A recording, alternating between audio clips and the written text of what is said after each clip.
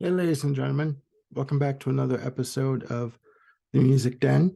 My name is Armando Venditti, and I again will be a host for this episode and all subsequent episodes to follow. Hopefully, if you like what you're seeing, I'm going to do another CD review today, and it's from a Canadian artist, a fantastic Canadian artist by the name of Joni Mitchell. Now, this is her 1980 live album called Shadows and Light. If I can show this to you, it was recorded September 9th, 1979 at the Santa Barbara Rose Bowl in Santa Barbara, California. It was released September of 1980.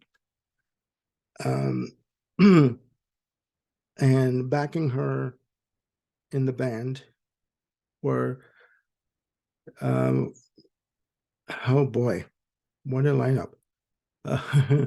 Pat Metheny on guitars, Jaco Pastorius on bass, Don Elias on drums, Michael Brecker on saxophones, and Lyle Mays on keys and piano. Now, bloody hell, that is a bloody good pedigree of musicianship backing her, along with in what I consider to be the brilliance of Joni Mitchell. And I only gained an appreciation for Joni Mitchell later on in life. But I'm going to show you what I have here. There are two versions of the CD. This is the double disc version, reissue. I'm going to try and hold this up as best I can. This is the Asylum reissue. Forgive me, ladies and gentlemen. I'm going to try and hold this up for you guys. As you can tell, it's got the original Asylum Records label on the disc. I believe this is I got this from Discogs, and I believe it's a Japanese import. And I paid quite a good penny for this. I paid something like $56 for this, but there is a single disc version of it. But I wanted the complete concert. And on this concert, you have such tracks as In France, They Kiss on Main Street, Edith and the Kingpin, Coyote, Goodbye Pork Pig Hat, Amelia, Hydera, Black Crow, let's see here, Dreamland, Free Man in Paris, and a bunch others. There's a version of her track Woodstock on this, and also mixed here, intermingled here, are solos from Pat Metheny and Jaco Pastorius. It's weird because this again for me, this version of it to me is the definitive version of it, because to me you get the full concert.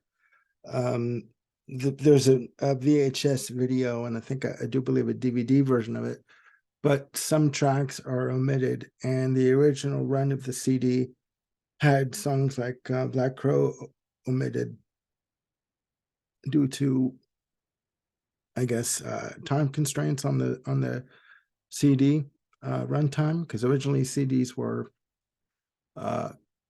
74 minutes in playing time, and then they upped them to 79 minutes and 59 seconds. Might as well just say 80 minutes, for God's sake. But to me, I'll just grab the booklet again. This, to me, is the definitive, can't get away from that bloody glare. Anyways, the definitive version of the album. I listened to it. I'm ashamed to say this. I have not I just got into Joni Mitchell over the past few, say about 5 to 7 years, maybe even about 10 years. And what I tend to do is, as a music fan, when I get into somebody as a fan of the music, I tend to sort of dive in head first and buy most of their product, and never really sit down and I listen to it, but not to a good extent. And I came across this CD in my collection, and it was sitting on my table for about, I don't know, 4 months. And when I finally sat down and listened to it, I just thought, this is amazing. The musicianship on here is stellar. Don Elias as a drummer, unmatched in terms of, I mean, everyone is locked into one another in terms of the rhythm section, and in terms of the guitars. Joni Mitchell, sorry, I don't know her by her first name. I can't even call her by her first name. That's pretty presumptuous of me. Joni Mitchell basically lets every musician express themselves, as long as they're faithful to the composition, express themselves as they see fit. She lets them basically have free reign. And to have people like Jaco Pastorius, who's worked with Weather Report, and Pat Metheny, who worked with Jaco Pastorius early on in his career, and with Lyle Mays. I mean, it's just unreal. It's unreal. And there's a again, I said there's a DVD of it, and everyone is sitting out. It's done out in the, like an open air concert kind of a feel, like an amphitheater kind of a feel situation. People are sitting, they're relaxing, they're enjoying the music. It's a beautiful summer night in 1979. And there's not one flaw on this album. Nothing. There's not one thing that would make you want to skip a track at all. And there's 19 tracks in all. And it's just a beautiful document of Joni Mitchell to me, I don't want to say her prime, her peak, but damn near, very close to it. And there's nothing wrong. There's not one flaw in the set. So, and for me, lately, music has been, how can I put this? Music for me has been a bit of a salvation lately to me.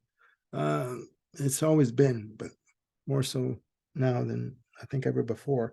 But this is the kind of album that you can put in your car, if your car still has CD players. Drive in the car, top down, nice summer night, spring night, nice or summer night, and just listen to it low or have it on. At home, nice night in with the lights off, and just basically what I like to do is to have the lights off and just have music playing, with the stereo lights being the only light in the room, which is quite relaxing for me. But this album, again, I'll show you the cover again. This album, for me, covers all the bases. You cannot go wrong with this. Sorry for the glare again. Yes, Joni Mitchell, Shadows and Light on Asylum Recordings. You can find this version on Discogs. I paid, because of the rate of exchange from Canada, I paid $56. I don't regret it, not one bit, but for some people that's pricey. You can look on Amazon. It's available on Amazon. You can look in your local record store. And yeah, that's it for this video. If you like what you are watching, and you know you enjoy the content, please hit like and subscribe and leave a comment below. All that helps to support what I'm trying to do here. Anyways, that's it for this video. Hope you guys have a good day.